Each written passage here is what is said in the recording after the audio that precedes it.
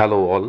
बऱ्याच विद्यार्थ्यांना डाऊट्स येतोय की सर आता ऑल इंडिया काउन्सिलिंगमध्ये 2720 मेडिकलच्या MBBSचे सीट्स वाढल्या आहेत, तर आम्ही ज्यांनी कोणी रजिस्ट्रेशन नाही केलं तर सर आम्ही त्याला रजिस्ट्रेशन करावं का? MCC साठी ऑल इंडियामध्ये आम्ही MBBSच्या सीटसाठी रजिस्ट्रेशन करू का? हा बऱ्याच जणांचा डाऊट आहे. मी त्यासाठी एक शॉर्ट व्हिडिओ बनवला आहे, तुम्ही काळजीपूर्वक लक्ष द्या. आता कोणी जर MCC साठी ऑल इंडियासाठी रजिस्ट्रेशन केलं नसेल आणि आपल्या स्टेट काउन्सिलिंगसाठी महाराष्ट्र स्टेटसाठीच फक्त रजिस्ट्रेशन केलं असेल तर हा डाऊट मी सांगतो. सगळ्यात पहिलं आपण एकदा कट ऑफ बघून घेऊ की ऑल इंडियाचा कट ऑफ काय आहे आणि आपल्या स्टेटचा कट ऑफ काय आहे. याने तुम्हाला लगेच कळून जाईल की आपण रजिस्ट्रेशन केलं पाहिजे का नाही केलं पाहिजे. तर सगळ्यात पहिले एकदा तुम्ही ते कट ऑफ कडे बघून घ्या. हा MCC UG MBBS cut off आहे फर्स्ट राऊंडचा. आता सेकंड राऊंडचा यापेक्षा 10 मार्कांनी कमी येईल, 5 ते 10 मार्कांनी, त्यापेक्षा जास्त जाणार नाही. तर हा फर्स्ट राऊंडचा कट ऑफ एकदा बघा. अलॉटेड कॅटेगरी आणि allotted quota, all India quota. सगळ्यात पहिले रँक, ही रँक दिलेली आहे, ही सिरियल नंबर आहे, याच्याशी काही घेणं नाही आपल्याला. रँकवर फोकस करा. ही ऑल इंडिया रँक आहे आपली आणि अलॉटेड कॅटेगरी आणि इथे मार्क्स दिलेले आहेत. तर इकडे बघा, ओपन कॅटेगरीसाठी MBBSला लागलाय 534 वर, OBC साठी लागलाय तो पण 534 वर, EWS साठी लागलाय 528, SC साठी 457, ST साठी 435 आणि हे PWD चे कट ऑफ्स आहेत.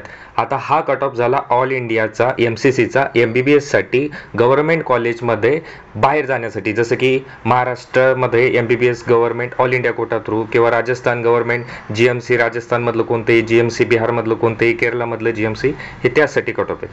त्यानंतर आपण खाली बघू, हे MCC BDS कट ऑफ आहे, ह्या वर्षीचा फर्स्ट राऊंडचा MCCचा BDSचा कट ऑफ आहे. तर यामध्ये सगळ्यात पहिलं BDSचा कट ऑफमध्ये इकडे बघा तुम्ही, ही रँक दिलेली इथे रँक, त्याच्यानुसार ही ऑल इंडिया रँक इथे, त्याच्यानंतर इथे कट ऑफ्स आहेत. सगळ्यात पहिलं ओपनचा कट ऑफ, त्याच्यानंतर EWS म्हणजे ओपन, OBC, EWS, त्याच्यानंतर SC आणि ST. ओपनचा किती गेलाय? 534 गेला इथे. त्याच्यानंतर OBCचा किती गेलाय? OBCचा 510, EWSचा 503, SCचा 427 आणि STचा 402. आता इथे बघू की आपल्या महाराष्ट्र स्टेटमध्ये काय कट ऑफ गेलाय MBBS साठी ह्याच कॅटेगरीचा.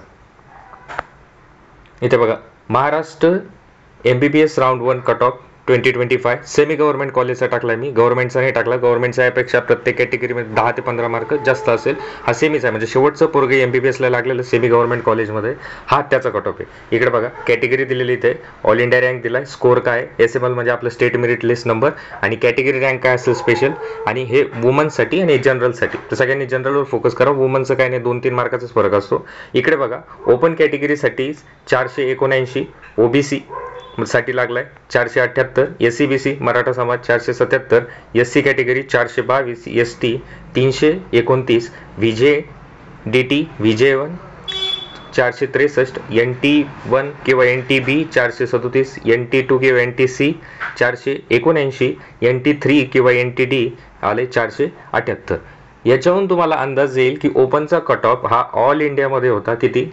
534. OBCचा पण 534, EWS 528, SC 457, ST 437. म्हणजे याच्यातून तुम्हाला अंदाज येईल ओपनच्या मुलांनी ज्यांना 500च्या प्लस मार्क्स आहेत त्यांनी ऑल इंडियाचा साठी रजिस्ट्रेशन करून घ्या ओपनच्या विद्यार्थ्यांनी. OBCच्या विद्यार्थ्यांनी पण ज्यांना 500 प्लस आहे त्यांनी रजिस्ट्रेशन करून ठेवा. SC आणि STच्या मुलांनी ज्यांना जर 430च्या वरती मार्क्स असतील तरच रजिस्ट्रेशन करा. STच्या मुलांनी चुकूनही रजिस्ट्रेशन करू नका ऑल इंडियासाठी. आता का सर चुकू नये? STच्या मुलांना ज्यांना 400 पेक्षा कमी मार्क्स आहे त्यांना ऑल इंडियामध्ये अजिबात MBBS मिळणार नाही. इथे बघा तुम्ही, SCचा ऑल इंडियाचा कट ऑफ गेलाय 435, आपला गेलाय 300, 100 मार्काचा कट ऑफ फरक आहे. तुमचं STचं कॉम्पिटिशन ऑल इंडियामध्ये का जास्त आहे? कारण की बाहेरच्या स्टेटमधले जे ST कॅटेगरीचे मुलं आहे ते जास्त मार्क्स घेतात आणि त्यामुळे तुमचा ऑल इंडियाचा कट ऑफ वाढतो. तर STचे मुलं ज्यांना 350, 400 पेक्षा कमी मार्क्स आहे त्यांनी चुकूनही ऑल इंडियाचं रजिस्ट्रेशन करू नका. तिकडे नंबर पण लागणार नाही, ते काम पैसे वाया जातील तुमचे.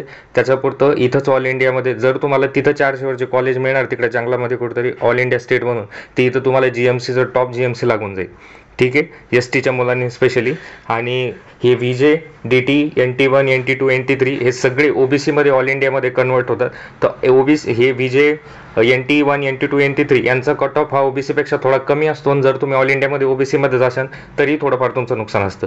मग ऑल इंडियामध्ये पार्टिसिपेट कोणी करावं? ज्यांना जास्त मार्क्स आहे आपल्या कॅटेगरीच्या नुसार. तुम्हाला माहिती ज्यांना आपल्या कॅटेगरी थ्रू एम्स मिळणार आहे तर एम्स मिळतंय तुम्हाला. तुम्ही जर SCचे असाल आणि तुम्हाला 520-30 प्लस मार्क्स असतील तुम्ही ऑल इंडियाचं रजिस्ट्रेशन करा. तुम्ही ऑल इंडिया थ्रू एम्समध्ये जा, किंवा तुम्हाला 500 प्लस मार्क्स आहे तर तुम्ही SC थ्रू आपल्या महाराष्ट्र स्टेटमध्ये ॲडमिशन घ्या.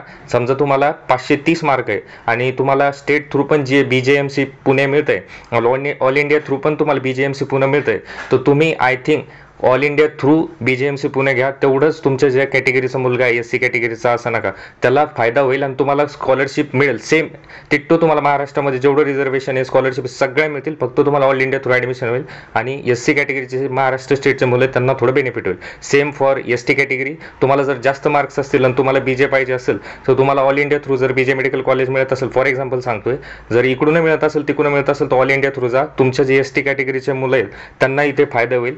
तसंच OBCचं पण तसं सेम पॅटर्न, ओपनचं पण सेम पॅटर्न. जितके जास्त जर तुम्हाला मार्क्स असेल तर ऑल इंडिया थ्रू ट्राय करा सेम कॉलेजसाठी, जेणेकरून तुमच्याच कॅटेगरीच्या मुलांना आपल्या स्टेटमध्ये असतील त्यांना फायदा होईल. चालेल. तर ज्यांना स्पेशली SC ST मार्क्स कमी असतील, जे मी तुम्हाला कट ऑफपेक्षा कमी सांगितले, रिकाम पैसे ते 5,000 रुपये गुंतवून नका ठेवू. ओपनचे 500चे प्लस मार्क्स आहेत त्यांनी करून ठेवा. चालेल. Thank you so much.